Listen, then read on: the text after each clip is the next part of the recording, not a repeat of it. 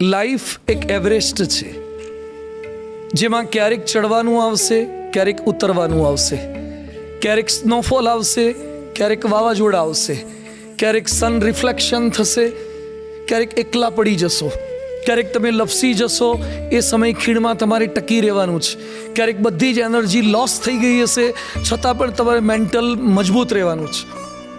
તો લાઈફ એક જર્ની છે, એક યાત્રા છે. અનપ્રિડિક્ટેબલ જર્ની એટલે લાઈફ, કે જેમાં કોઈ પ્રિડિક્શન નથી, જેમાં વેધર ફોરકાસ્ટ થતું જ નથી, કે અંબાલાલની આગાહી કામ લાગતી જ નથી. એ આગાહી તો કદાચ કુદરતમાં કામ લાગે કે વરસાદ આવશે કે જશે, કે ગરમી કેવી રહેશે, ઠંડી કેવી રહેશે, પણ આ તો લાઈફ છે જેમાં બીજી સેકન્ડે શું થવાનું છે કંઈ નક્કી નથી.